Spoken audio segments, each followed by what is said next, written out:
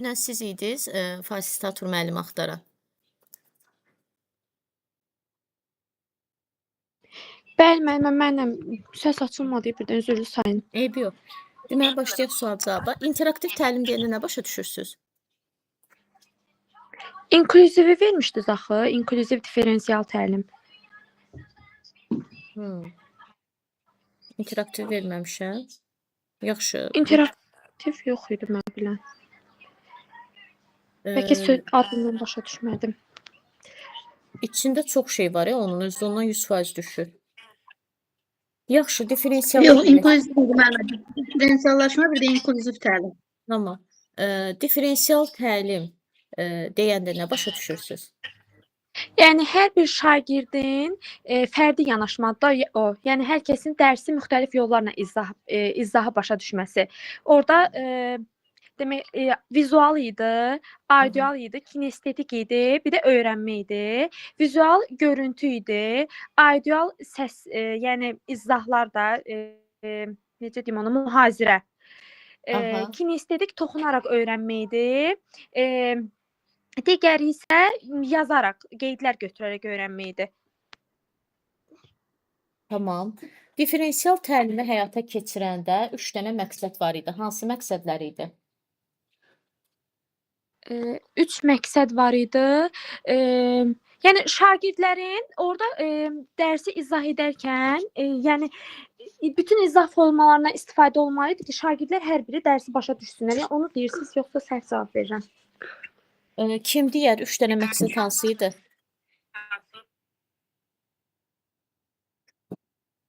Şagirdin marağı. Çox sadə bir sual vermişəm. Yəni marağı, hazırlıq səviyyəsi, onu deyirsiniz. Xahiş edirəm bir-bir danışın. Yəni biz təkrardayıq. Bu suallar siz bilirsiniz nə etməlisiniz? Avtomatik tap-tap cavab verməlisiniz. Bu birinci dəfə deyil.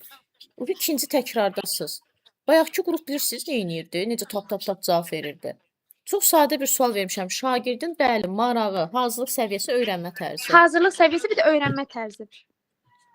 Bütün bunları nəzərə almaq üçün müəllim nə etməlidir ki, mən şagirdin hazırlıq səviyyəsində bilim, öyrənmə tərzi də bilim nədir və marağı nədir? Bunu mən necə bilə bilərəm? Vako. Yox.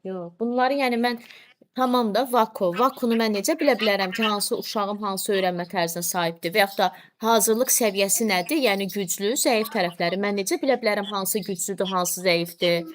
Mən necə bilə bilərəm bunların marağı, ehtiyacı nədir? Bunu mən necə bilə bilərəm? Nə edərək bilə bilərəm? Şagirdlərə fərdi yanaşıb, onların öyrənmə xüsusiyyətlərini öyrənərək. Fərdi yanaşmaya qədər, bax, mən fərdini nə zaman yanaşıram? Bunları biləndən sonra. Bax, bura kimi mən nə etməliyəm ki, bu üzə çıxsın? Mən də sonra onlara fərdi yanaşım. Scaffolding. Yox. Kim deyər? Türkan xanım. Diaqnostik qiymətləndirmə keçirərək differensial təlimin bunu başlayırıq. edərək üzə çıxara bilərəm də. Mən bunları bilmədən necə fərdi yanaşım? Mən bunları bilmədən necə vakunu həyata keçirim? Diaqnostiki keçirim, diaqnoz qoyum, bax, bunun maraq, ehtiyac nədir? Maraq nədir bilirsiniz? Yəni ki, bu uşaq necə öyrənməyə ehtiyacı var? Və yaxud da ki, nədə zəifdir, yəni nəyi öyrənməyə ehtiyacı var? Bax, ehtiyac budur, bunları nəzərə alıram. Sonra öyrənmə tərzlərini nəzərə alıram, kim necə öyrənir, ki, mən də dərsi elə qurum. Sonra nə bilim, hazırlıq səviyyəsi, yəni güclü, zəif tərəfləri bilirəm ki, bu uşaq güclüdür, bu zəifdir, bu bunu bilir, bu bunu bilmir. Bunların hamısını diaqnostik qiymətləndirmə ilə diaqnoz qoyuram, bəli. Ondan sonra başlayıram. Yəni yaranır differensial təlim. Niyə yaranır? Çünki artıq bu müxtəliflik üzə çıxır. Və bu müxtəliflik üzə çıxandan sonra da mən nə etmiş oluram? Onlara fərdi yanaşmış oluram. Fərdi yanaşmaq da o demək deyil, mən bir-bir bunlara yaxınlaşıram, bunlarla tək-tək nəsə edirəm. Xeyr. Zaten 4 dənə öyrənmə tərzi var. Mən elə bir dərsi bu 4 öyrənmə tərzinə uyğun qururamsa, mənim sinifimdə lap olsun 500 nəfər. Artıq mən onlara fərdi yanaşmış oldum.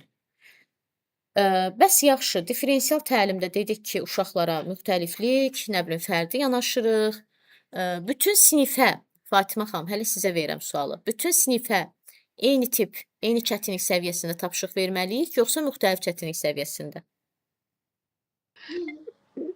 Fərqləndirmə olmamalıydı da eyni tip, eyni səviyyədə verilməli idi.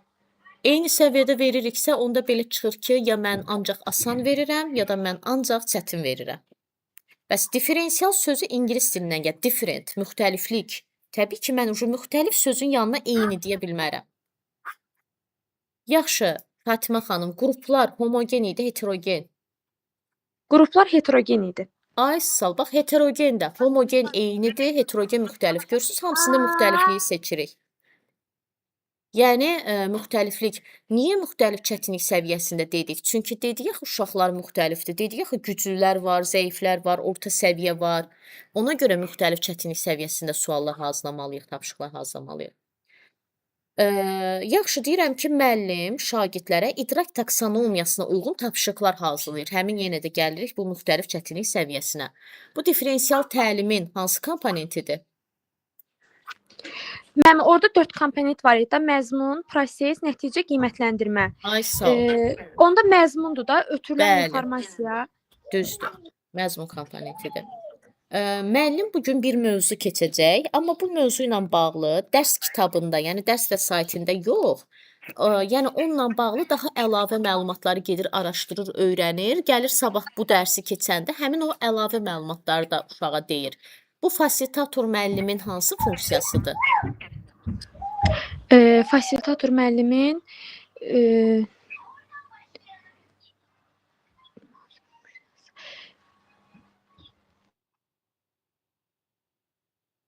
Dedik də məlumat verir. Məlumatla təmin edən funksiyası. həm də Şagirdi- məlumat verir, uşaqlara məlumatları ötürür. Tamam. Əslində başa düşürəm prosta. Flora xanım.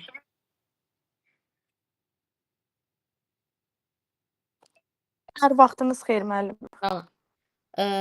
İnklüziv təhsil haqqında nə deyə bilərsiniz bizə? İnklüziv, yəni məsəl üçün hər sinifdə ola bilər də eşitməkdə zəif olan, nə bilim, danışa bilməyən, autizmli belə uşaqları ayrı seçkilik etməmək, onlara da bərabər hüquq tanımaq. Yəni bu formada dərsi formalaşdırıb keçmək. Mən belə başa düşürəm inklüziyanı. Məsələn, sinifdə sağlamlıq imkanları məhdud olan uşaqlar var. Onlara xüsusi qayğı göstərə bilərik. Xeyr, göstərməməliyik, çünki ayrı seçkilik kimi görsənəcək, həmçinin də elə bil yəni bərabər mühit olmayacaq. Başqa uşaqlar da həm diqqət göstərdiyimiz uşaq özünü pis hiss edə bilər, həm də sinifdə yəni biz ümumiyyətlə bildirməməliyik şagirdlərə ki, kimisə belə deyək də kömək edirik deyə də, yəni açıq-aşkar şəkildə sadəcə yönləndirə bilərik, istiqamətləndirə bilərik. Hər şagirdə uyğun, onların maraqlarına, ehtiyaclarına uyğun dərsi formalaşdırıb keçməliyik. Bəli, düzdür. Yaxşı, belə deyək. Tutalım ki, sinifdə autizm spektrli uşaq var. Bir valideyn gəlib deyir ki, ay müəllim, biz valideynlər olaraq ərizə yazmışıq. Həmin uşaq dərsi çox pozur. Xahiş edirəm, onu xüsusi sinifə keçirin. Müəllim nə etməlidir? Yəni ümumiyyətlə hal-hazırda məktəbdə biz ümumiyyətlə inklüziv uşaqları qazandırmalıyıq da cəmiyyətə. Ona görə düşünürəm ki, bu doğru olmazdı. Onları belə ayrı sinifə bölək, onlar sırf məsəl üçün də məhdud, sağlamlıq məhdudiyyəti olan uşaqlar bir yerdə oxumalıdır deyə bir şey olmamalıdır. Çünki onların da necə deyim, bir insanın dəyəri qabiliyyətindən asılı deyil, inklüziv, yəni bu prinsipləri əhatə edir də. Orada onların da haqqı var. Bir yerlikdə dərs almağa, dərs öyrənməyə, cəmiyyətə qazandırmalıyıq ki, sabahı biri günü bu uşaqlar işləyə bilsin də. Ayrı seçkilik etsək düzgün olmaz axı. Bəli, və valideynə başa salmalıyıq ki, bu uşağın dövlət tərəfindən verilmiş, yəni qanundur. Onun haqqıdır ki, məhz bu sinifdə sağlam uşaqlarla birlikdə təhsil alsın. Təbii ki, həmin sinifdə sinfin belə deyək də 50% ola bilməz. 1-2%. Yəni 1-2 nəfər elə uşaq ola bilər. Tamam. Tədrisdə dizayn düşüncəsi 5 mərhələ var idi. Yəni məsələn, bir problemi həll etmək üçün bir problem görürəm sinifdə. Məsələn, görürəm mənim sinifimin uşaqları passivdir. Mən bir müəllim olaraq deyirəm ki, yəni niyə passivdirlər? Bu mənim üçün bir problemdir də. Deyirəm bu uşaqlar niyə passivdir? Problemdir bu. Həmin o 5 mərhələyə uyğun izah edin ki, hər mərhələdə nə edirik? Yəni birinci empatiya qurmalıyıq. Biz düşünməliyik ki, niyə bizim şagirdlərimiz çətinlik çəkirdi bu məsələni anlamada. Biz şagirdlərə suallar verməliyik, bir müəllimə kimi müşahidə aparmalıyıq ki, onların hansı- üzləşdiyi çətinlikləri aydınlaşdıra bilək. Bu hansı komponentə Ə, getdi? Bu empatiya idi, birinci Ay, sağ ol, mərhələsidir. bəli, Empatiya düzdür. qurmalıydıq. Aha, Sonra biz ikinci mərhələdə problemi müəyyənləşdirməliyik. Biz aha. yəni empatiyadan topladığımız məlumatlarla analiz etməliyik. Biz aydınlaşdırmalıyıq ki, bizim şagirdlərimizin nəyə ehtiyacı var. Problem konkret hardadır da, yəni Aha, biz necə edə bilərik ki, məsəl üçün bu problemi həll edək. aha. Bu şəkildə axtarmalıyıq. Yəni bu suallarımıza cavab tapmalıyıq, belə deyim. Üçüncü Aha. mərhələ də deməli ideya yaratma mərhələsi idi də. Burada biz məsəl üçün düşünürəm ki, uşaqlara beyin həmləsindən istifadə etməliyik dərslərimizdə. Onların Bəli. fikirlərini dinləməliyik. Çünki hər birinin ideyası dəyərlidir. Səhv ideya deyə bir şey yoxdur. Fərqli bucaqdan baxmalıyıq da. Bir də dördüncü mərhələ var idi. Yanılmıramsa prototipləşdirmə idi. Bəli. Burada da biz məsəl üçün hamısının ideyasını dinlədikdən sonra, yəni ən uyğununu seçməliyik demək olar ki. Məsəl üçün burada məqsəd burada ideyanın necə işlədiyini görməkdir. Bunu uşaqlar, nə bilim, biz sxem şəklində də bizə göstərə bilər və yaxud da nə bilim, ssenari, rol kimi də göstərə bilərlər belə müəllimə də. Biz əsas ideyanın necə işləyəcəyini görməliyik. Bir də test etmə mərhələsi var idi. Burada da məsəl üçün görməliyik ki, bu prototip mərhələsində uşaqlar düzəltdiyi, belə deyək də, düzəltdiyi ssenari olsun, nə bilim, ideya olsun, necə işləyir. Yəni sınaqdan keçirməliyik ki, real şəraitdə bu işləyirmi? Bu şəkildə müəllimə. Qəşəng, əla, qəşəng izah elədiniz, xoşuma gəldi. Yaxşı, sınaqdan keçirtdik test mərhələsində, şagirdlərin də, bəzi şagirdlərin rəyini aldıq. Aldıq ki, yəni rəy zamanı gördük ki, bəzi çatışmayan tərəflərimiz var. Yəni tam işlək dedi, zaten biz onu hələ sınaqdan keçirik. Nə etməliyik? Təzədən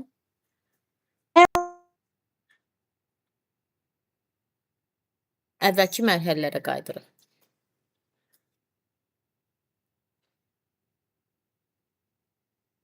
Xanım Əhmədova.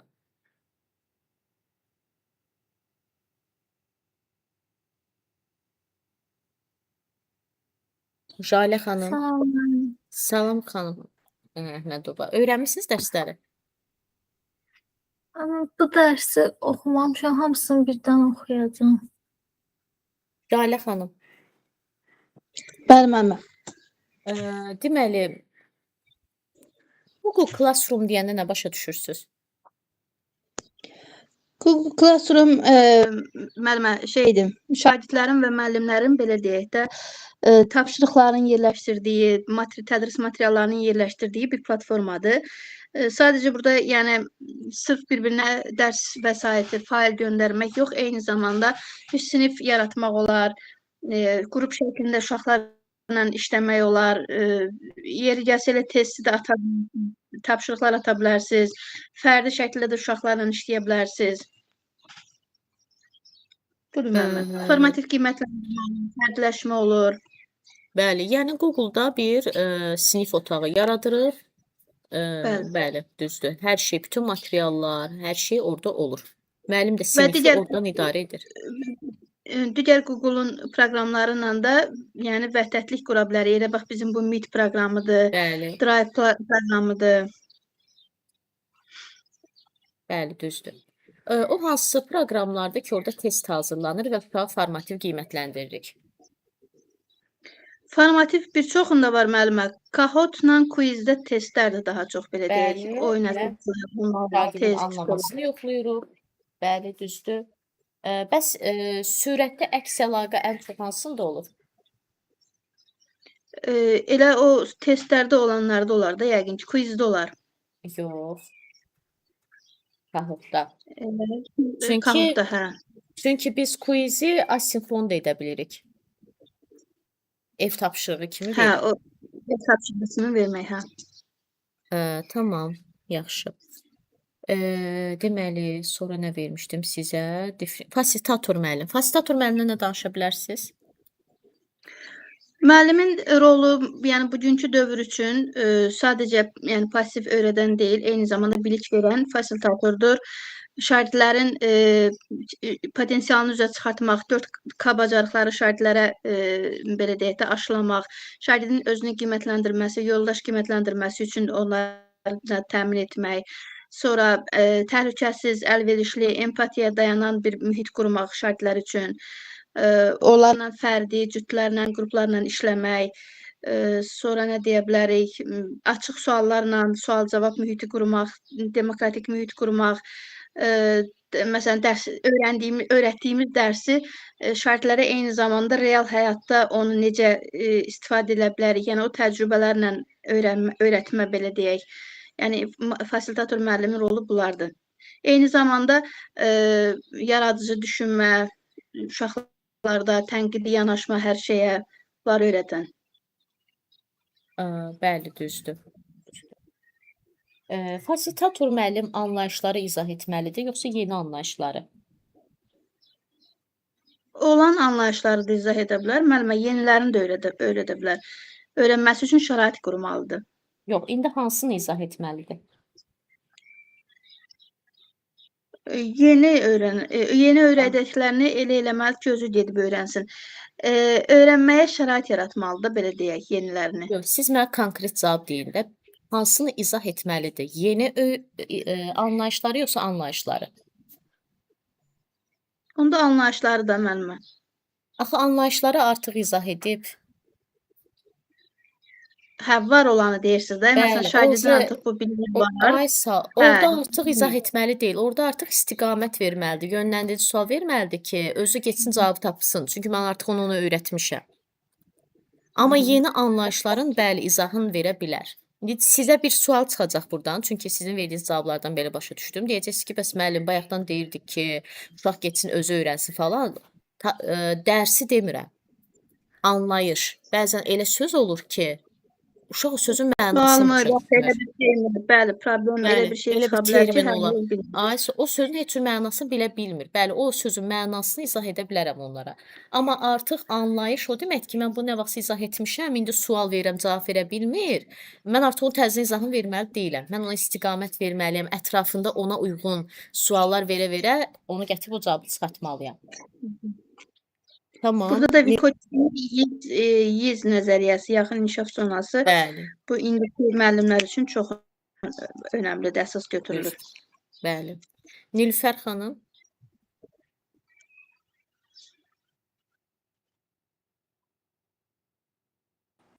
Salam müəllimə. Nilüfər xanım, diferensial təlim, scaffolding. Bunları müqayisə edin, hansı böyük anlayışdır? Diferensial scaffolding müəllimə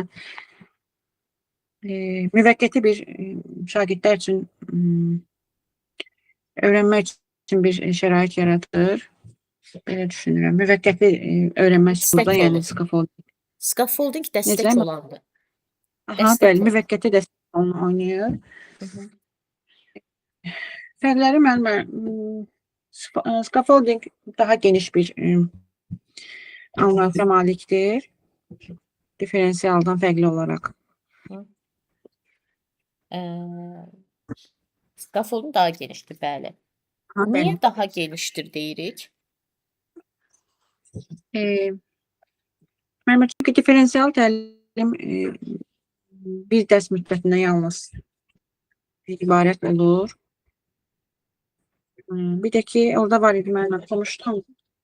Diferensial təlim scaffoldingin daxilində yer alır da, yəni içərisində. Bəli, düzdür. Daxilində yer alır. Daxil Müəllimə, o Çünki daha geniş differensial görə, yəni daxildir. Bəli. çünki differensial təlim yalnız bir dənə 45 dəqiqə aiddir. Bir Yəni dərs müddət əhatə ay edir. sağ ol. Məsələn, mən indi Azərbaycan dili müəllimiyəm də, düzdür? Azərbaycan dili dərsinə uyğun bu gün bir differensial təlim quracağam. İndi mən Azərbaycan dili müəllimi olaraq eyni sinifə Azərbaycan dili dərsindən sonra həm də ədəbiyyat dərsi deyirəm. Bu o demək deyil ki, mən ədəbiyyatı da eyni o cür edəcəm. Artıq onun da özünə görə differensiallığını quracağam. Yəni hər dərsin öz differensiallığı olur. Bəli. Ay sağ ol. Deməli, bəs yaxşı, differensial təlimi biz sinifdə necə təmin edirik? Bunu bir izah verə bilərsiniz? Sinifdə necə təmin edirik, müəllimə? Bəli, bəli. Müəllimə, burada şagirdin Ən birinci nəyi öyrənmə nəzərə səviyyəsi, alınır? Aha, ən birinci marağı, müəllimə, şagirdin ay marağı sağ nəzərə ol. alınmalıdır. Bəli, Öyrənmə bəli. tərzi, öyrənmə səviyyəsi, hazırlıq səviyyəsi nəzərə Bəli. alınmalıdır. Bəli, alırıq və sinifdə differensiallığı təmin edirik. Bəli. Məsələn, mən uşaqlara deyə bilərəm ki, hamı eyni mövzuda esse yazsın. Müəllimə. Ay sağ ol. Neynəməliyəm onlara? Seçim haqqı verməliyəm. Bəli, seçim haqqı verilməlidir. Uşaqların maraqları nəzərə alınmalıdır, onların öyrənmə səviyyələri nəzərə alınmalıdır. Bəli. Differensial təlimdə necə ki mən bir mövzunu müxtəlif üsullarla keçirəmsə, uşaqlar da Bəli. mənə eyni mövzunu müxtəlif üsullarla təqdim edə bilər. Məqsədə uyğun olaraq, məsələn, esse yazmaq. Mənim məqsədim nədir? Uşaqda esse yazmaq bacarığı inkişaf etdirmək. Yəni o üç ardıcıllıq, nə bilim, giriş, əsas, sonluq. Bunu inkişaf. Mənim üçün fərqi nədir ki, bunun mövzusu vətən haqqında mı olacaq, ailə haqqında mı olacaq, dostluq haqqında mı olacaq? Bunun mənim üçün fərqi nədir ki? Mən sırf uşaqda məqsəd nədir? Esse yazma bacarığı inkişaf etdirməliyəm. Yəni ona görə də mövzunun əhəmiyyəti yoxdur. Mövzunu seçim haqqı verirəm. 7 dənə, 8 dənə, 10 dənə mövzu adı verirəm ki, kim hansı mövzuda istəyirsə geçsin, esse yazsın. Deməli, tamam. Yaxşı. Məsələn, mən sinifdə zəif oxuyan uşağa çətin tapşırıq verə bilərəm. Zəif oxuyan uşağa çətin tapşırıq. Hı. Xeyr, müəllimə. Bəli, onsuz da öhdəsindən gələ bilməyəcək.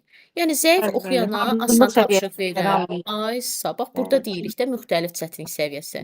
Asan tapşırıq verirəm. Hə, burada bir sual çıxar ki, elə bu həmişə asan edəcək? Təbii ki, yox. Yavaş-yavaş da, yavaş-yavaş o çətinliyi artıracağıq. Bəli, bəli. Belə, təşəkkürlər. Çox sağ olun. Türkan xanım, buyurun. Türkan xanım, Buyurun müəllimə. deməli, siz bizə danışın Canva və ChatGPT haqqında. Müəllimə, yəni bilirsiniz də təkrar olaraq qoşulmamışıq biz. Bir dənə o mövzudur ki, onu çatdıra bilmədim. Onu oxumamısınız? Tamam, yaxşı. Bəli, çatdıra bilmədim. Başqa yaxşı. nə sualınız varsa buyurun. Deməli, onda siz nə öyrənmisiniz? Differensial, inklüziv. Differensial, inklüziv, müəllimin, fasilitator müəllim haqqında, sonra cəlb etmə falan var idi. 3N olan elementlərdən dizayn, öyrənmə dizaynı. Hə, tədrisdə dizayn. Bəli. Tamam. Tədrisdə dizayn düşüncəsində problemi müəyyən edəndən sonra hansı mərhələ gəlir? Problemi müəyyən etdikdən sonra Bəli.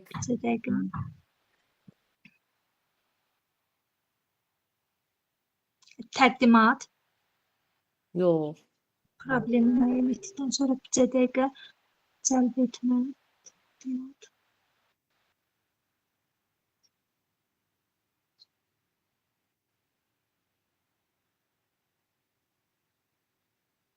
İdeya yaratma mərhələsi gəlir də. O dərsi demirdiniz, öyrənmişəm. Bəli, müəllimə, o dərsdir. Bəli. İdeya yaratma mərhələsində biz uşaqda səhv və düz axtarırıq. Sadəcə olaraq onlarda müəyyən məlumatın formalaşması lazımdır da, yəni biz səhv düz axtarmırıq. Səhv düz axtarmırıq. Ay sağ ol. Tamam. Yaxşı. Hansı üsuldan istifadə edirik ideya yaratma mərhələsində iş üsulu olaraq? BİBÖ. BİBÖ Yox, beyin yoxsa həmləsi müəllimə. beyin həmləsi? Beyin Bəli, həmləsi. BİBÖ, bir də beyin həmləsi. bəli.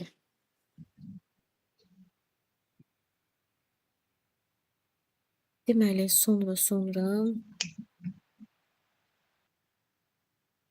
yaxşı. Sizə nə verək? Differensial təlimin komponentləri haqqında danışın.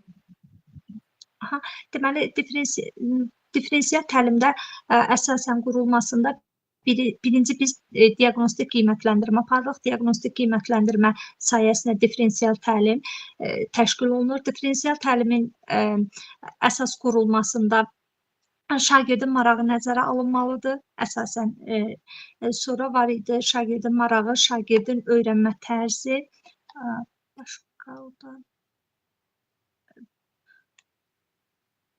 Belə deyək, məsələn, müəllim uşağı qiymətləndirərkən yenə differensiallığı nəzərə almalıdır. Müəllim şagirdi qiymətləndirərkən differensiallığı nəzərə alınmalıdır. Çünki hər kəsin eyni götürüm qabiliyyəti, qavrama tərzi yoxdur da ona görə. Aha, düzdür. Yaxşı. Orada var idi məzmun, proses, nəticə, qiymətləndirmə. Bəli. Məzmunun əsas mahiyyəti ondan ibarətdir ki, əgər müəllim şagirdlər üçün tapşırığı tərtib edəndə aktiv feillərlə qurulan bir təlim olmalıdır. Yəni nə mənada Bloom taksonomiyasının feillərinə əsasən olmalıdır. Bilir, yox, müəyyənləşdirir. Məsələn, görür, yox, müşahidəyə əsaslanır bu şəkildə. Yəni məzmun odur ki, biz şagirdə hansı məzmunu ötürəcəksə, bu zaman bizim təşkil etdiyimiz təlimin feilləri Bloom taksonomiyasına uyğun olmalıdır bu mənada. Bəli. Proses odur ki, proses ondan ibarətdir ki, dərsin gedişatını biz şagirdlər üçün düzgün qurmalıyıq. Yəni onları nəzərə almaq lazımdır ki, tutaq ki, kimsə ola bilər ki, fərdi işləmək istəyir, kimsə cütlərlə, kimsə qrupla. Yəni şagirdin bu xarakterini nəzərə almaq lazımdır prosesdə. Nəticəni də yoxlamaq üçün şagirdlərdə ola bilər ki, sırf sual-cavab yönümlü yox, hər kəsin öz öyrənmə tərzləri var. Orada yazılana əsasən soruşmaq lazımdır. Tutaq ki, kimsə şifahi sual-cavabla nəticəni ondan öyrənmək istəyirsə, kimsə sual-cavab etməklə və yaxud da ki, kimsə ola bilər ki, yazaraq öz öyrəndiklərini oxuyub anlamanı daha çox sevir, o yazaraq nümayiş etdirmək istəyir öz nəticəsini. Yəni bu şeyləri nəzərə almaq lazım idi.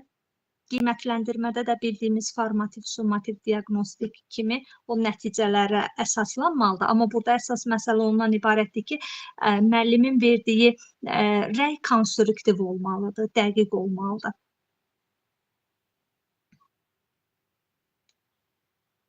Bəli, düzdür, qəşəng. Sonra orada başqa bir şey də var idi ki, bir də scaffolding yanaşması var idi.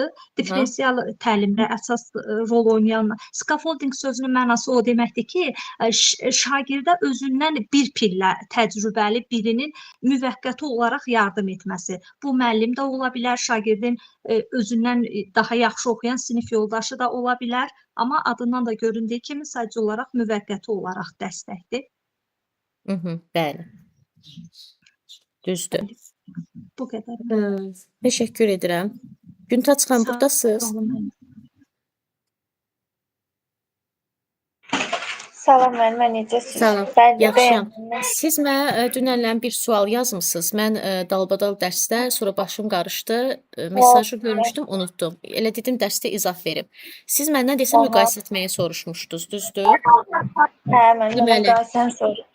Aysun. Mən açar sözlərini yadımda saxlayıram. Orada bir də test var, qarışdırdım o dəyərləndirmə ilə İndi tətbiq. tamam. Aha. İndi siz zəhmət olun səsi bağlayın ki, arxa fonda səslər var. Hə, Deməli, bilmirəm. müqayisə etmək adətən anlamaq və təhlil etməkdə olur. Sadəcə müqayisə edirəmsə, deyirəm ki, Səfəvi dövləti ilə Osmanlı dövlətini müqayisə elə. Bu anlamaq mərhələsidir. Amma müqayisə edib hansısa bir nəticəyə gəlirəmsə, müqayisə edib birini önə çıxarıramsa, bu olacaq təhlil etmək. Məsələn, deyirəm ki, Səfəvi və Osmanlı dövləti müqayisə elə. Bura kimi anlamaqdır. Sonra da deyirəm ki, hansı daha güclü dövlətdir? Aha, hansı daha güclü dövlətdir? Mən artıq bunu didik-didik araşdırmalıyam, analiz eləməliyəm. Axırda bir nəticəyə, bir qərara gəlib deməliyəm ki, hə, məsələn, Osmanlı dövləti daha güclü dövlətdir. Məcbur birini önə çıxarıb deməliyəm. Bu olur artıq təhlil etmək. Yəni müqayisə etmək adətən ya anlamaq, ya təhlildədir. Sadəcə müqayisədirsə, bu olur anlamaq. Amma müqayisə edib birini önə çıxarmaq varsa, qüvvətləndirici ədadlardan istifadə edirəm orada. Yəni bir nəticəyə, bir qərara gəlirəmsə, bu olur təhlil etmək. İndi o sual nə idisə bilsəydim, elə o sual üzərindən də izah verərdim. Yox, o sualı tapacağam müəllimə. Yenə aydınlaşdıra bilməsəm yenə sual verəcəm sizə. Tamam, yaxşı. Aydın oldu, sağ olun. Çox sağ olun. Buyurun. Sizi sual cavab Mən- edək mi? Məndə bir sual var, onu sizə verə Bəli. bilərəm indi ya birazdan. Bəli, bəli. Verin indi. Hə, indi verə bilərəm. Bəli. Hə, bir dəqiqə. Müəllimə deyir ki, stolun üzərinə qoyulmuş böyük şəkər qabı haqqında fikrini əsaslandır. Bu dəyərləndirmədir müəllimə. Onun üstünə qoyulmuş böyük şəkər qabı haqqında, Aha, fikrini əsaslandır. hə, böyük şəkər qabıya baxıb, şəkər qabı yəni qət Mən- qabını demək istəyir də. Bəli, bəli. Öz fikrini yazmayıb da, yəni öz Bəli. sözü yoxdur. Öz olmasın, Yenə də bəli. dəyərləndirmə hesab. Bəli, yenə də dəyərləndirməkdir. Çünki o qaba mən başqa cür baxa bilərəm, siz başqa cür baxa bilərsiniz. Bəli, dəyərləndirmək. Müəllimə, bir də dünyanın bütöv və bölünməz obrazını şagird təfəkküründə formalaşdırır. Burada fənlərarası hardadır? Mən onu tapa bilmədim. Dünyanın Dünya- bütöv Bütöv və bölünməz obrazını şagird təfəkküründə formalaşdırır. bilirsiniz niyə? Dünya söhbəti coğrafiyada da keçirilir. Dünyanın həyat bilgisində də keçirilir. Ona görə fənlərarası bəli ola bilər. Təbiətdə də Anladım. keçirilir. Anladım. Çox Buyurun. sağ ol. Buyurun. Deməli, belə. Məncə hamını sual cavab elədik də. Yoxsa Hüseyn ağa Əlizadə kim idi?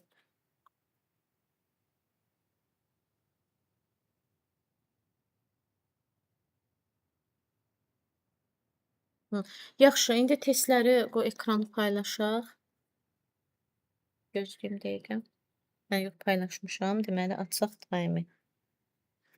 Görək indi öyrəndiklərimizdən nə nəticə çıxartdıq. Baxın, diferensial, inklüziv, bunun adı fərdiləşdirilmiş gedir də. 100%, yəni 1 milyon faiz. O mövzudan sual düşür. Mövzu sınağı kimi yox, situasiyalar içində görəcəksiniz. Sonra interaktiv təlim, onu biz onda keçən dəfə təkrara vermişəm. O da vacib mövzudur çünki.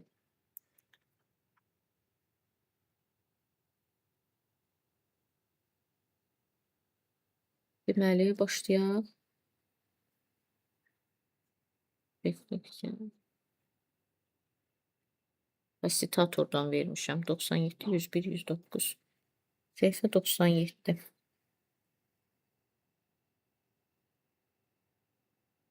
Hər mövzudan hərə bir dənə sual oxuyar. Belə yadımızda qalır.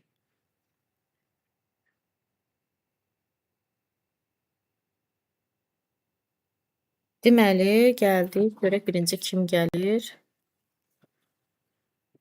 Fatimə xanım. Birinci sual oxuyun. Müəllim şagird bir dəqiqə böyüdüm. Müəllim şagirdin verdiyi sualı birbaşa cavablandırmır. Cavabı tapmaq üçün onu yoldaşları ilə müzakirəyə yönləndirir. Verilmiş situasiya ilə bağlı hansı fikir doğrudur? Müəllim bu addımı atmaqla doğru edir. Çünki şagirdin suallarını birbaşa cavablamaq sərf etdiyi zaman dərsin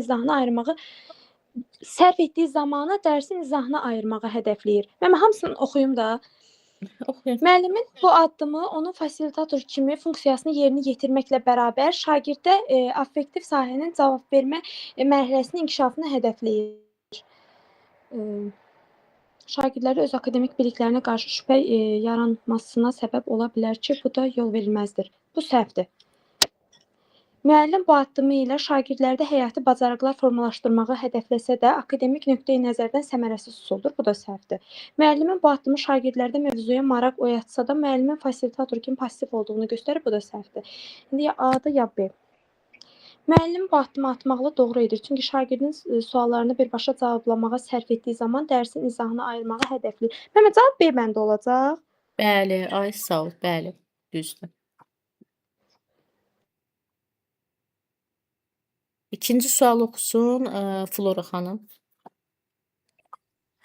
Bir müəllimin təlim prosesini səmərəli qurarkən buraxdığı səhvdir. Müəllimin şagirdin bacarıqlarını nəzərə alması, bu doğrudur. İstifadə olunacaq resurslardan daha çox keçilən mövzuya önəm verməsi, bu səhv ola bilər. Şagirdlərdən gözləntilərini aydın müəyyənləşdirməsi, bu da doğrudur. Sualı cavablandırmaq üçün şagirdlərə gözləmə vaxtı verməsi müəllimə mütləq verməlidir. 3-10 saniyə belə olsa verməlidir. Bəli. Şagird təfəkkürünün inkişafına yönəlik dərs materialından istifadə etməsi doğrudur. Bu diferensial təlim deməkdir. Deməli B olacaq müəllimə. Səhv B-dədir. Deyir ki, istifadə olunacaq resurslardan daha çox keçirilən mövzuya önəm verməsi. Əsas resurslardır. Biz onu necə izah edəcəyimiz çox önəmlidir. Bəli, düzdür, əla. Güntaç xanım, üçüncü sual. Müəllimə, mən oxumuram, sadəcə dinləyirəm. Uşaqlar dayanmır deyə Tamam. səsdən ata bilmirəm. Yaxşı, Əlavə etsin müəllimələr, mən qulaq asıram. tamam. Sağ olun. Xan Məhmədova, üçüncü sual. Verilənlərdən biri müəllimin funksiyası hesab edilmir. Şagirdin təfəkkürünü formalaşdırmaq, şagirdləri qloballaşan dünyanın tələblərinə uyğun yetişdirmək, şagirdlərin metakognitiv bacarıqlarını inkişaf etdirmək, tədrisin məqsədini şagirdin imtahan nəticələri ilə müəyyənləşdirmək, şagirdlərin tənqidi düşüncə bacarığını inkişaf etdirmək.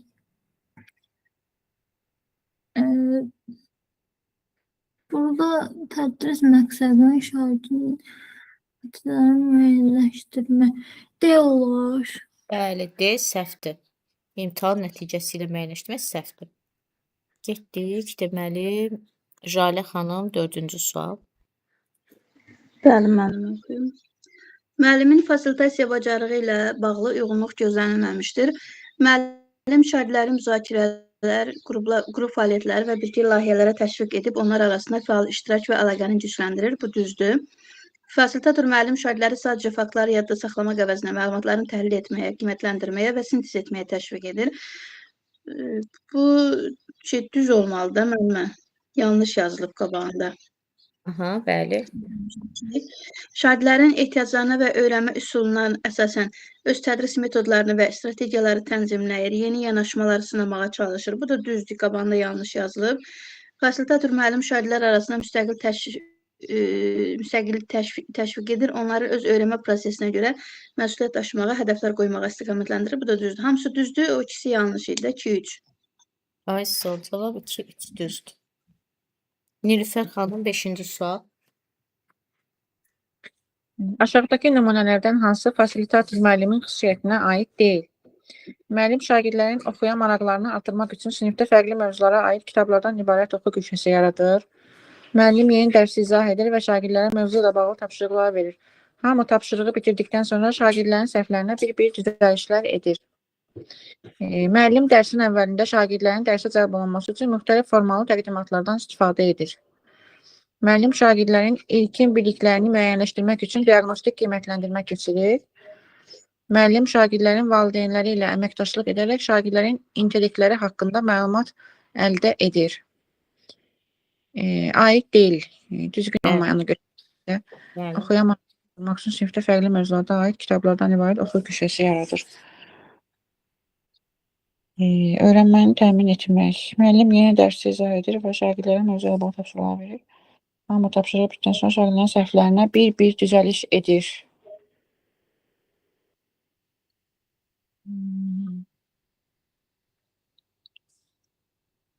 B-dir müəllimə. Bəli, cavab B. Düzdür. Türkan xanım 6-cı sualı oxuyur.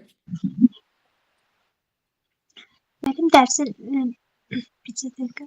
Müəllim dərsin məqsədinə çatmaq üçün sinifdə qrup işi təşkil edir. Şagirdlər qruplara bölünür və hər qrupa müxtəlif tapşırıqlar verilir. Qrupda bəzi şagirdlər az işləyir, bəziləri isə daha çox işləyir. Buna görə narazılıq yaranır. Problemi aradan qaldırmaq üçün müəllimin atdığı hansı addım səmərəli olar? Müəllimə bir dənə oxuyum. Müəllim bir müddət qrup işindən istifadə etmədən dərsi qura bilər. Qrup işinə ehtiyac yarandığı anda şagirdləri nəzarət etməklə problemi həll edə bilər. Deyir ki, hansı daha səmərəli olar? Müəllim qrup işi zamanı şagirdlər arasında vəzifə bölgüsü edə və onlarla birlikdə qrup qaydalarını tərtib edə bilər. Bir dəqiqə. Müəllim şagirdin öyrənmə tərzini nəzərə alıb onları qruplara bölə və şagirdin fərdi işləməsi üçün onlara müəyyən tapşırıqlar verə bilər. Müəllimə C variantı olar? Yox, B variantı müəllimə. B variantı. Birlikdə qrup qaydaları tərtib edir. Bəli, B qrup qaydaları. Qrup qaydaları nə qədər olmalıdır? 3-5 arası müəllimə. 3-5 arası. Bəli. Fatimə xanım qayıtdıq fərdiləşdirilmişə. Oxuyun birinci sualı. Bir dəqiqə oxuyuram. Müəllim dərsinin əvvəlində diaqnostik qiymətləndirmə keçirir. Bu qiymətləndirmənin nəticələrinə əsasən müəllim dərsdə fərqli fəaliyyətlər və tapşırıqlar hazırlayır. Verilmiş situasiyada müəllimin fəaliyyəti barədə hansı fikir doğrudur? Müəllim diaqnostik qiymətləndirmədən istifadə etməklə dərsin əvvəlində şagirdlərin əvvəlki mövzu üzrə biliklərini möhkəmləndirməyə çalışır. Müəllim dərsdə fərqli fəaliyyətlər və tapşırıqlar hazırlayır. Mən o birlərini də oxuyum. Müəllim fəaliyyətində bu yanaşmanı sərgiləməklə şagirdlərdə kognitiv bacarıqları inkişaf etdirir. Müəllim qiymətləndirmə nəticələrinə əsaslanaraq bütün şagirdlər üçün vahid tapşırıqlar hazırlayır. Müəllim şagirdlər barədə topladığı informasiyanı təlimin təşkili ilə əlaqələndirmədən mövcud dərs planını sabit saxlayır. Müəllim diaqnostik qiymətləndirmədən təlimin fərdləşdirilməsi və potensial öyrənmə boşluqlarının qabaqlayıcı şəkildə aradan qaldırılması üçün strateji alət kimi istifadə edir. Burada fərqli fəaliyyətlər və tapşırıqlar hazırlayırsa Y bəndi düz olar? Bəli, düzdür. Flora xanım ikinci suala baxın. Tamam. Uyğunluq pozulmuşdur. İnkluziyanın təmin edildiyi təlim mühiti hər bir şagirdin tələbini və potensialını nəzərə alır. İnkluziyada bu diferensiala daha çox aid deyildi ki. Zaten dərsin adı İkincisi deyil. Fərdiləşdirilmiş, diferensial və inklüziv təlim. Doğrunu uyğunsuzluğu istəyir də bizdə düzdür. Sualı səhv başa düşdük. Bu doğrudur müəllimə, bu doğrudur. Sonra doğruya doğrudur. Bəli, inkluziya müxtəlif şagirdlərin özünə məxsusluğunu qəbul edildiyi, hər bir şagirdə eyni təhsil imkanlarının yaradıldığı mühitdir. Bu da doğrudur. Yanlış yazıblar. İnkluziv mühit şagirdlərin öyrənmə prosesində qarşılaşdıqları çətinlikləri nəzərə alıb, hər birini eyni üsullarla dəstək imkanları yaratmaqdır. Şagirdlərin öyrənmə prosesində qarşılaşdığı çətinlikləri nəzərə alıb, hər birini eyni üsullarla dəstək. Eyni üsulla deyildi axı müəllimə. Hərəsinə fərqli, yəni hansı səviyyədədirlərsə, hər şagirdə fərdi yanaşmaqdır. Bu yanlışdır. Sonra inkluziya sağlamlıq imkanları məhdud şəxslərin xüsusi proqramlar əsasında ümumi təhsil müəssisələrində təşkil edilmiş xüsusi siniflərdə tədrisə cəlb edilməsidir. Xeyr. İnkluziv uşaqlar elə, yəni başqa şagirdlərlə birgə təhsil ala bilər. Onların xüsusi sinifi yoxdur axı. Bəli, yanlışdır. Yanlışdır, bəli. Bizdə də uyğunsuzluğu istəyir, sonda müəllim 2-4 olacaq. Deməli 2-4, bəli. 2-4 uyğunsuz oldu. Düzdür. Jalə xanım, 3-cü sual. Bəli, müəllimə. Müəllimin inklüziv mühit qurması ilə bağlı hansı situasiya doğrudur? Müəllim diaqnostik qiymətləndirmə nəticəsinə əsasən şagirdləri intellektlərinə uyğun qruplara ayırır və il ərzində Qrup işindən istifadə edən zaman vaxt itirməmək üçün onları sabit saxlayır. Yox, sabit saxlamaq doğru deyil. Müəllim dərs ilinin əvvəlində şagirdləri yaxından tanımaq üçün anket sorğusu keçirdir və nəticələrini tədrisdə nəzərə alır. Bu ola bilər müəllimə. Yenə də oxuyaq. Müəllim şagirdlərin yaddaşını inkişaf etdirmək üçün onlara ev tapşırığı olaraq dərsdə keçirilən şeiri əzbər öyrənməyi, yox, elə əzbər öyrənməkdirsə də yox. Müəllim sinifdə sağlamlıq imkanları məhdud olan şagirdlərdə xüsusi qayğı göstərir. Xüsusi qayğı da olmaz. Müəllim dərs zamanı öyrənmə çətinliyi olan şagirdləri nəzərə alıb qiymətləndirmə meyarlarının xüsusiyyətlərini həmin şagirdlərə təlim ehtiyaclarına uyğun dəyişdirir. Dəyişdirmək də olmaz. Elə bir variantıdır müəllimə. Bəli, əla. Nilüfər xanım 4-cü suala baxın. Qrup işi zamanı öyrənmə çətinliyi olan şagird tapşırığın təlimatını almamaqda çətinlik çəkir. Bu situasiyada müəllimin atacağı ən doğru addım nə ola bilər? Təlimatı yerinə yetirmədiyinə görə hansısa formada cəza vermək, həmin şagirdi qrupdan ayırıb fərdi işə cəlb etmək, təlimatı idarə edilə bilən daha kiçik hissələrə ayırmaq və fərdi dəstək vermək. Şagirdin özünün çalışıb təlimatı anlamasını gözləmək, bütün sinfi təlimatı yenidən izah etmək. C-dir də müəllimə burada. Bəli, düzdür. Türkan xanım 5 oxuyun.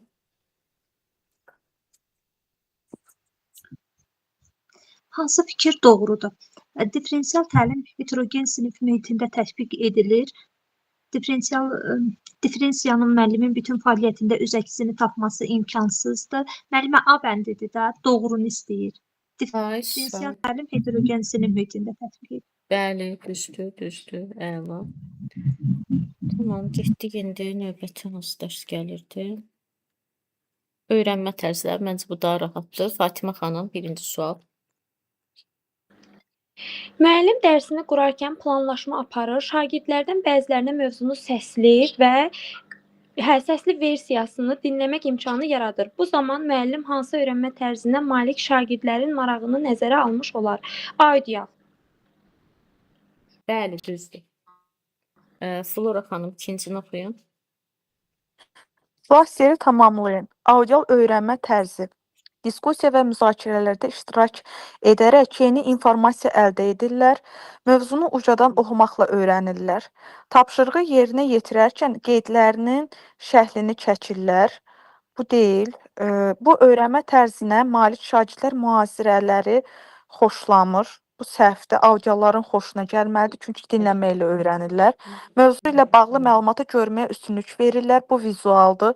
Mövzunu daha yaxşı anlamaq üçün səsli düşünürlər. Elə bu olacaq da müəllimə. Olacaq. Şəkli kartlardan istifadə etməyə maraq göstərirlər. Bu da deyəsən vizual olardı da elə. Bəli, şəkilli görsünsə vizualdır. Jalə xanım 3-cü sual. Bəli, müəllimə. Dərs zamanı müəllim yeni mövzunu izah edir. Şagirdlərdən biri qeydlər aparmadan izaha diqqətlə izləyir. Bəzi məqamları öz-özünü təkrar edir və mövzunun aydınlaşması üçün əlavə izah istəyir. Bu şagirdin hansı öyrənmə xüsusiyyətinə malik olduğunu demək olar. Məlumatı əsasən strukturlaşdırmış vizual təqdimatlar vasitəsilə qavrayır. Yox, məncə məlumatı əsasən eşitmə yolu ilə qəbul edərək daha yaxşı mənimsəyir.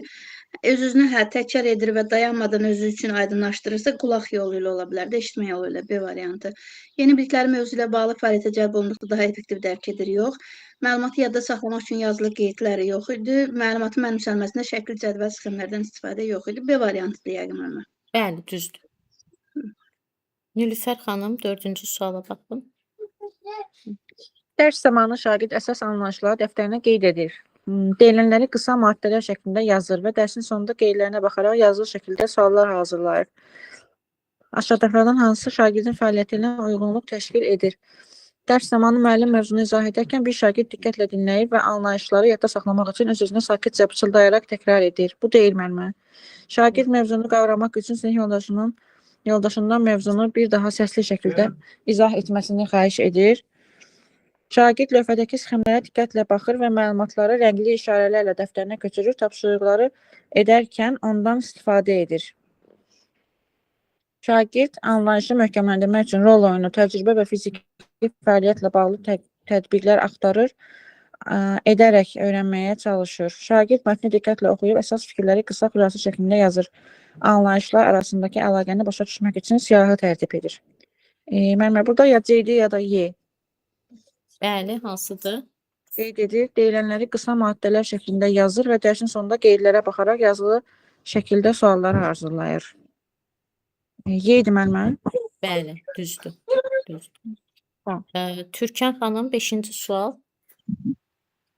Şagird coğrafiya dərsinə maraq göstərmir.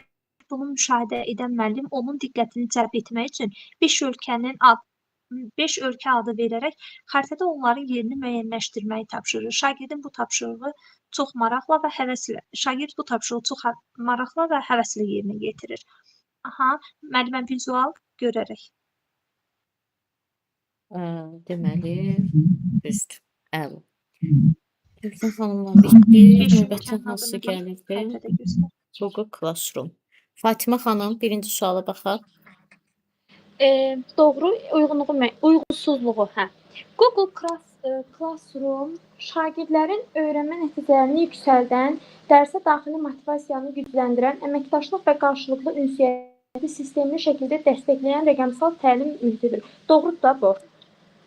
Bəli, doğrudur. Onda bir getdi. Kahoot əsas anlayış və bacarıqları yoxlamaq məqsədi ilə əvvəlki biliyi xatırlatmaq, dərs zamanı anlama səviyyəsini ölçmək və ya dərsin sonunda ümumi təkrar aparmaq üçün planlı şəkildə hazırlanmalıdır. Kahootda qiymətləndirmə var idi də müəllimə, onda bu doğrudur. Bəli, bu da doğrudur.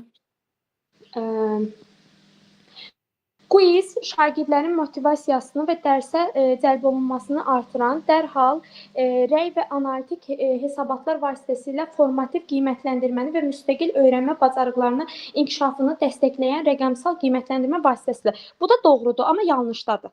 Aha. Canva dizayn bacarığı tələb etmədən vizual, yaradıcı və inklüziv tədris materialının hazırlamağa və əməkdaşlığa. Məmə, bu da doğrudur. Uyğunsuzluq dediyi üçün 3-lə 4 olacaq da. Bəli, bəli, 4-ü də doğrudur. 3-4. Flora xanım, 2-ci sual. Hansı fikir yanlışdır? Google Classroom tapşırıqların paylaşması, rəy verilməsi və formativ qiymətləndirmənin sistemli şəkildə aparılmasına imkan yaradır. Bu doğrudur. Kahoot oyun əsaslı yanaşma ilə şagirdlərin motivasiyasını artırsa da, yalnız əyləncə məqsədi ilə istifadə edildikdə pedaqoji dəyərini itirə bilər. Bu da doğru yanaşmadır məncə. Quiz müəllimə dərs zamanı və dərsdən sonra şagirdlərin öyrənmə səviyyəsini izləmək və nəticələrə əsasən tədrisi planlaşdırmaq imkanı verir. Bu da doğrudur müəllimə. Canva for Education vizual tədris materiallarının hazırlanmasını asanlaşdırır və əməkdaşlıq əsaslı öyrənməni dəstəkləyir.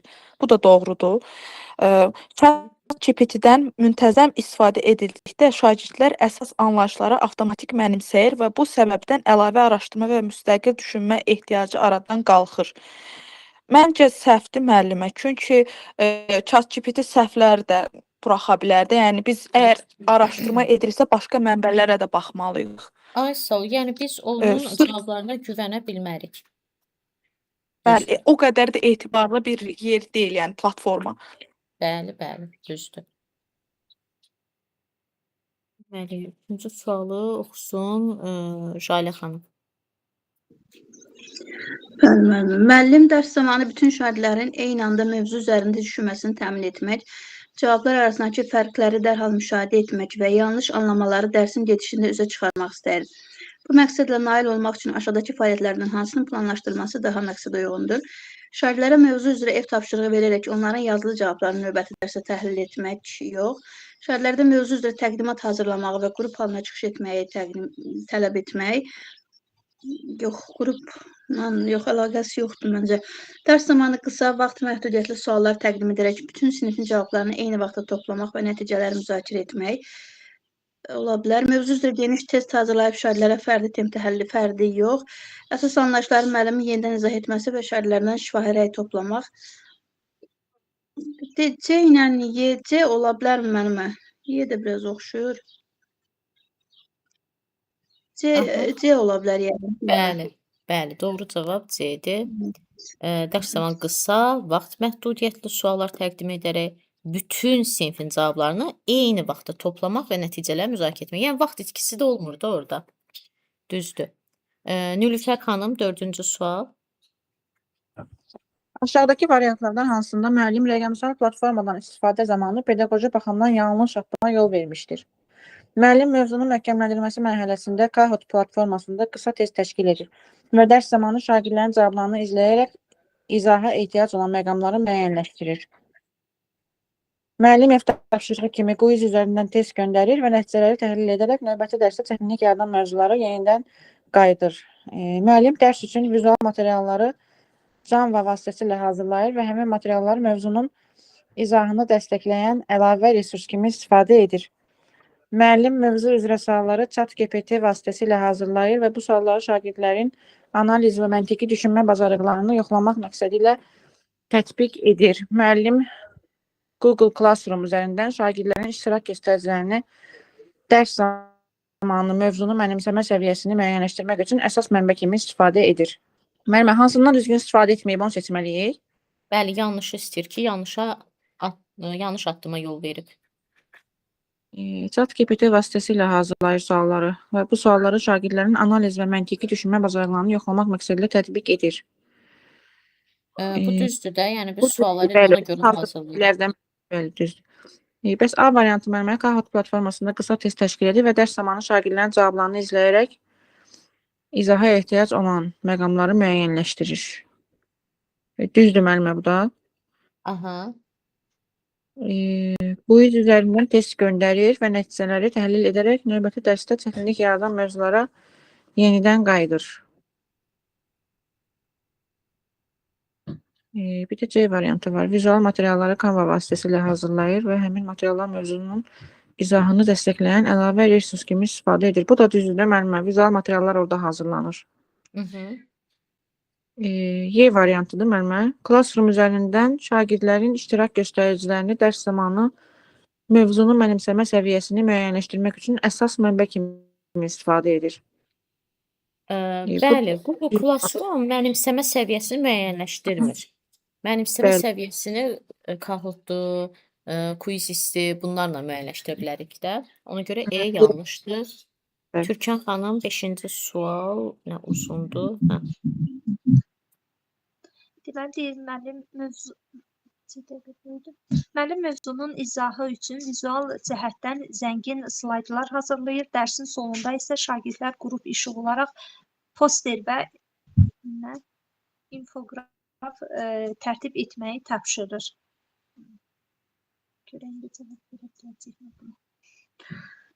Müəllimə, birincidə quiz yazılıb, yanlış Aha. yazılıb, doğru yazılmalıydı, yoxsa? Yəni indi bu Quizizdir həqiqətən. Yəni doğrudur, yanlışdır. Müəllimə, doğrudur o. Mövzunun izahı üçün vizual cəhətdən zəngin slaydlar hazırlayır. Dərsin sonunda şagirdləri qrup işi olaraq poster, infografika, bu Quizizdə olurdu. Quizizdə testlər tərtib edirdik. Canva ola bilər məsələ. Slaydlar harda hazırlanır? Bəli. Yəni bu yanlışdır. Bəlkə də, yəni Canva Yanlış da yazılıb. Dərsin əvvəlində müəllim əvvəlki mövzu ilə bağlı qısa yanaşma təşkil edir. Suallar lövhədə ardıcıl göstərilir. Şagirdlər fərdi şəkildə cavab verir. Sonra isə nəticələr əsasında müəllim addımlarını müəyyənləşdirir. Aha, Kahoot doğru. Doğrudur da müəllimə. Kahoot'dur, yəni. Bəli. Hardan bildiniz Kahoot'dur, Quiziz deyil? Çünki dərsin əvvəlində də təşkil edir. Qısa yarışmanı dərsin əvvəlində bəli Kahoot'da təşkil etmək olurdu. Fərdi şəkildə də verə bilirdi, sonda da verə bilirdi. Yəni Kahoot'u dərsin hər mərhələsində etmək olur. Bu da doğrudur, bəli. Sonra? Tamam, müəllim. Müəllim mövzu üzrə qısa onlayn yoxlama keçirir. Şagirdlər sualları öz sürətinə uyğun cavab verir. Nəticələr isə dərhal təhlil edilərək növbəti dərsin planlaşdırılmasında istifadə olunur. Canva yazılıb müəllimə, doğrudur mu? Mövzu üzrə qısa onlayn yoxlama keçirir. Bu Canva etmir də axı. Şagirdlər suallara öz sürətinə uyğun cavab verir. Nəticələr isə dərhal bu kahoddur. Dərhal əgər bax qısa yoxlama keçirir nə deməkdir? Yəni ki, belə deyək də, testlərlə keçirir və dərhal da təhlil edilirsə kahod götürə bilərik. Yəni Aydındır bu müəllimə. yanlış da amma doğru yazıb götürmürük. Tamam. Müəllim mövzu üzrə materialları əvvəlcədən sinif üçün yerləşdirir. Dərs zamanı isə hansı şagirdin tapşırığı tamamlayıb tamamlanmadığını yoxlayaraq ehtiyac olanlara əlavə izahat göndərir. Hı. Quiz ola bilər müəllimə. Mövzu üzrə materialları niyə? Material göndərir. Material göndərmək Classroom-dadır. Siz bu dərsi oxumamısınız deyəsən. Xeyr müəllimə, bayaq demişdim sizə. Bir dənə Bəli, qırmızı qalmışdı. uyğunsuzluq Səhv eləmirəm. deyirsə, uyğunsuzluq. Yox, bizdən uyğunluq. Uyğunsuzluq Niyə bu deyirsə, uyğunluqdur? Mən deyib səhv oxudum. uyğunluq gözlənilmişdi. Bəli, Doğru istəyir. deməli 1 düzdür, bir də 2 düzdür. Bir də 2. Bir də 2. Deməli Fatimə xanım, getdik tədrisdə dizayn. Birinci suala baxın. İdeya yaratmaq mərhələsində müəllimin ən yaxşı ideyanı tez tapmaq tələbi niyə yanlışdır? Orada ən yaxşı ideya deyildi də, ən uyğun ideya idi. Yəni problemə ən uyğun ideya idi. Çünki bu mərhələdə vaxt məhdudiyyəti yaradıldıqda şagirdlərin motivasiyası azalır, fəaliyyət səmərəsiz olur. Mən indi burada nəyi tapmalıyam? Yanlışı. Bu doğrudur da onda. Aha. Çünki ideya yaratma mərhələsində əsas məqsəd problemi tam izah etməkdir. İdeya irəli sürmək isə sonrakı mərhələlərə aiddir. Çünki bu mərhələnin məqsədi düzgün ideyanı seçmək deyil, mümkün qədər çox və müxtəlif ideya yaratmaqdır. Eyni zamanda fərqli baxışlar bu mərhələnin əsas şərtidir. Bu doğrudur. Çünki ideyaların qiymətləndirilməsi bu mərhələdə müəllimin deyil, sonrakı mərhələlərdə aparılan seçim və ya təhlil prosesinin səlahiyyətində olmalıdır. Bəs orada müəllim ən uyğun ideyanı seçməli idi axı. Yox, bax deyir ki, sualın mahiyyətini deyəsən tutmadınız. Deyir ki, ideya yaratma mərhələsində müəllimin ən yaxşı ideyanı tez tapmaq tələbi niyə yanlışdır? Yəni uşaqları tezləşdirir də. Aysa o tezləşdirəndə uşaq həyəcanlanır, stres keçirir. Bu olmamalıdır da. Deyir ki, bu da bizə deyir ki, niyə yanlışdır? O cavabı tapmalıyıq. Onda A bəndi, motivasiyası azalır, fəaliyyət səmərəsiz olur. Yox, bu deyil. Çünki ideya yaratma mərhələsində yalnız texniki cəhətdən mümkün olan həllər nəzərə alınmalıdır.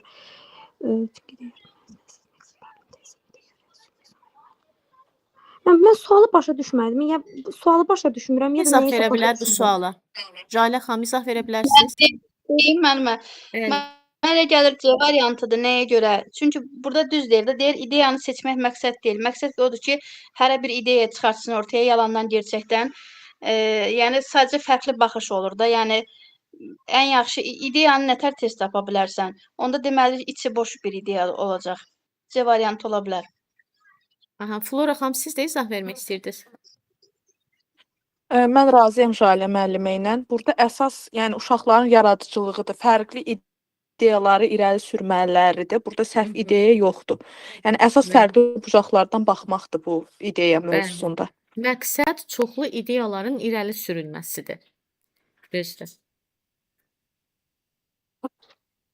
İkinci sual oxuyun onda Fatimə xanım. İkinci sual. Aparılan müşahidələr nəticəsində şagirdlərin ev tapşırıqlarını vaxtında yerinə yetirməməsi müəyyən edilmişdir. Araşdırma nəticəsində problemin əsas səbəbinin tapşırıqların təqdimat formasının aydın olmaması olduğu aşkar edilmişdir. Şagirdlər dizayn düşüncəsinin ideya yaratma mərhələsində yenə ideya yaratma bu problemi həll etmək üçün rəqəmsal tapşırıq izləmə alətinin yaradılmasını ən uyğun həll yolu kimi seçmişlər. Bu mərhələdə şagirdin dizayn düşüncəsinə əsasən prototipləşmə bacarığını ən düzgün əks etdirən fəaliyyət hansıdır? Demək mənim indi bunlar rəqəmsal tapşırıq izləmə aləti yaratmalıdırlar. Bəli. Onun üçün ideyalar irəli sürülür. Rəqəmsal tapşırıq izləmə alətinin bütün funksiyalarını əhatə edən tam proqram təminatı hazırlamaq. Tapşırıq izləmə alətindən istifadə qaydasını izah edən ətraflı metodik vəsait tərtib etmək. Prototipləşmə bacarığı. Baxın, Artıq mən gəlin belə deyək də, variantda oxuyub getməkdə izah verək. Bizdən prototipləşməni istəyir. Prototipləşmə nə idi? Gözlə görünən, əllə tuta bildiyimiz bir şey. Məsələn, A-da deyir ki, tam əhatədən tam proqram təmin. Bu artıq mükəmməl model qoymaqdır ortaya. yəni bu Amma prototipdə elə bir şagirddən şey daha yoxdur axı.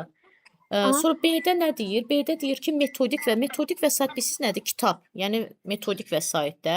o da yox. Axı bizdən rəqəmsal deyir. Bu da getdi. Alətin əsas funksiyalarını əks etdirən sadə maket və ya interaktiv nümunə hazırlayaraq onu məhdud istifadəçi qrupu ilə sınaqdan keçirmək. Bu olar da. Ay, söyle tam olaraq budur cavab. Bəli. Budur. Bəli. Məsələn, deyildi mövcud ev tapşırıq sisteminin effektiv müəyyənləşdirmə geniş miqyaslı bu ümumiyyətcə aid deyil. Seçilmiş ideyanın bütün məktəb üzrə tətbiqi ilə, bütün məktəb yox, məhdud istifadəçi üzrə tətbiq olunmalıdır. Hələ ki prototip. Bütün məktəbə onda mən bunu təqdimat edirəm ki, insan nə zaman bunu prototip eləyirsən, bax da bir neçə nəfərlə görə ki, vəziyyət nə yerdədir. Belə, getdik. Sonra Flora xanım, 3-cü sual oxuyun. Şagirdlər dizayn düşüncəsi prosesi çərçivəsində texniki cəhətdən tam işlək olmayan sadə poster və skem hazırlayıblar. Bu yanaşma dizayn düşüncəsinə nə dərəcədə uyğundur? Texniki cəhətdən tam uyğun deyil, çünki prototip mütləq texniki baxımdan tam işlək və real şəraitdə istifadə olunan bilən məhsul olmalıdır. Xeyr, prototipdə əsas gözə görünən əllə tutulacaq bir şey olmalıdır. Yəni məsəl üçün də nəyinsə maketi ola bilər, xəritə kimi, eskizi kimi belə şeylər Bəli. ola bilər. Gəlin Biz belə deyək də, siz indi bax bunu oxudunuz da, ümumiyyətcə bu uyğundur, uyğun deyil. Gəlin birinci bunu tapaq, sonra o biri cavabları çıxaq. uyğun deyil müəllimə. Yəni Cavablar- uyğun deyil nə mən prototip mütləq texnik baxımdan işlək və real şərtdir. Yəni doğru cavab bu deyil də. Yox, mən başa düşmürsünüz. Mən nə deyirəm sizə? Deyirəm, bax sualı oxudunuz da, şagirdlər dizayn düşüncəsi prosesi çərçivəsində texniki cəhətdən tam işlək olmayan sadə poster və sxem hazırlayıblar. Mən də deyirəm, bu cümlə prototipə uyğundur, uyğun deyil. Uyğundur müəllimə. Ay Prototip belə sağ ol, budur bax da. onu deyirəm. Uyğundursa, deməli uyğun deyillər, getdi. Qaldı 3 variant. Qismən uyğundur, lakin yalnız ilkin ideya mərhələsində istifadə edilə bilər. Prototipləşdirmə mərhələsi üçün kifayət etmir. Xeyr, edir. Prototip zaten ilkin halıdır da, yəni onu təqdim Bəli. edirik. Gözdə Bəli. görünən bir şey olmaqdır burada əsas məqsəd. Uyğundur, çünki prototipin mükəmməl və tam işlək olması vacib deyil. Əsas məqsəd ideyanı görünən və test edilə bilən formaya salmaqdır. C-dir müəllimə doğru cavab. Bəli, C-dir. Çünki Bəs, budur təsviri prototipin. Bax, E-də də uyğundur var. E-ni niyə götürmədik? Baxaq, uyğundur, lakin yalnız müəllim tərəfindən hazırlanarsa, pedaqoji baxımdan məqsədə uyğun sayılır. Burada əsas məqsəd elə şagirdlər tərəfindən hazırlanmasıdır da. Hansın? Müəllimə Ona görə doğru işlək variantı hazırlayırsa, burada daha şagird yönümlü dizayn düşüncəli tədris olmur axı. Bəli, düzdür. Jalə xanım 4-cü sual. Bəli, müəllim. Müəllim sinifdə, məktəbdə su israfının azaldılması mövzusunda fəaliyyət planlaşdırır. Şagirdlər empatiya mərhələsində müşahidə aparır, lakin ideya yaratma mərhələsində yalnız səthi və oxşar həllər irəli sürürlər. Bu vəziyyətdə müəllimin dizayn düşüncəsi prinsiplərinə uyğun, məqsədə uyğun praktik addımı hansı variant əks olunur? Şagirdlərin irəli sürdüyü ideyalardan birini seçir və prosesi sürətləndirmək məqsədilə birbaşa prototipləşdirmə mərhələsinə keçir. Sürətləndirmə məncə yanlış olardı. Yəni bir nəfərin ideyasını seçib, ideya yaratma mərhələsini dayandırıb, problemi müəllim baxış bucağından daha konkret və texniki şəkildə, onda da şagird yönümlü olmazdı. Yəni şagird mərkəzli olmazdı. Şagirdləri qısa müddətli empatiya mərhələsinə geri yönəldir. Sual forması vasitəsilə problemi yenidən ifadə etməyi təşkil edir və beyin həmləsi üsulları ilə ideyaların şaxələndirilməsini təşviq edir. Bu düzdür müəllimə. Çünki bayaq da bir xanım, bir müəlliməmiz izah verəndə siz sual verdiniz, özünüz də o müəllimədən səs çıxmadı, dediniz ki, yəni əgər anlamayıbsa, nəsə bir problem yaşanırsa, bu yenidən empatiya mərhələsinə qayıdıb addım-addım irəliləmək lazımdır. C variantında. Bəli, düzdür. Düzdür, əla. Nilüfər xanım 5-ci sual. Bəli, müəllimə. Məktəbdə şagirdlər üçün nəzərdə tutulmuş istirahət köşəsindən az istifadə olunur. Müəllim bu problemi dizayn düşüncəsi yanaşması ilə həll etməyi təklif edir. Bu yanaşmaya uyğun olaraq şagirdin ilk olaraq atmalı olduğu məqsədə uyğun addım hansıdır? İstirahət köşəsinin dizaynını dəyişmək və müxtəlif hazır dizayn nümunələri araşdırmalı. Şagirdlərin istirahət köşəsində narazılıqlarını anlamaq üçün onların fikirlərini və müəllimə bu testi elə mən oxumuşdum deyəsən bir dəfə. Bu da B variantıdır. Ha vaxt oxumusunuz? Düzdür, müəllimə. Bu necə tanış gəldi mənə bu test. Yoxsa buna oxşar bəlkə bir oxumuşam. Ola bilər, çünki İzah da vermişdiniz ki, orada araşdırmaqdır, nə bilim, mövcud hə. problem. Ayşə ilk dəfə keçəndə düzdür, hə.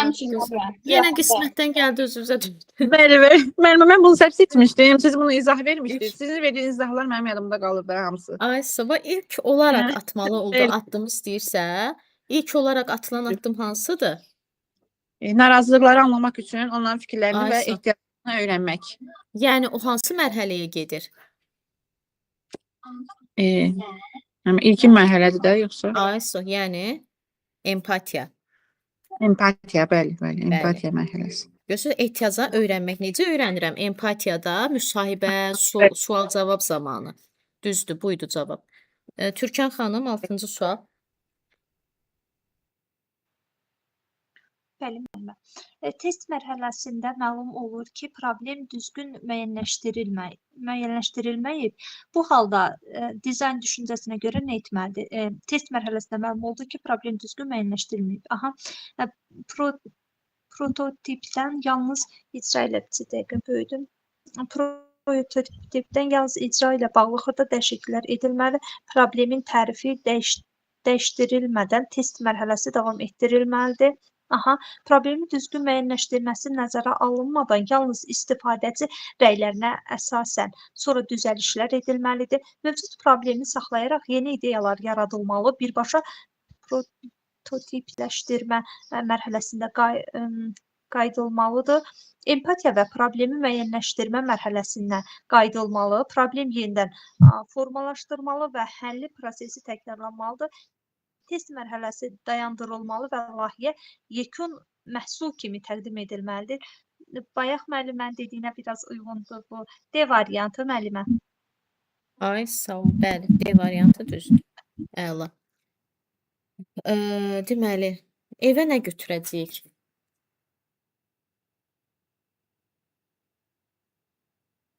Deməli, biz bitdik, bu bölmə bitdi. Qaldı növbəti bölmədə qiymətləndirmə. Bugün 3-cü gündür, sizlə dərsimiz olacaq 5-ci gün. Deməli, qiymətləndirmə səhifə 130. Test bankın səhifəsini yazıram. Səhifə 133. Bir də qiymətləndirməyin yanında nə verim sizə? Orada adaptiv, konstruktiv, səhifə 157, bir də onu sual-cavab edəcəyik. Amma bir dənə belə bir şey demək istəyirəm. İndi mən sual-cavab edəndə gələn dəfə da təkcə qiymətləndirmə və bundan yox. Eyni zamanda bura kimi nəyi təkrar elədik, onları da sual-cavab edəcəyik. Yaxşı?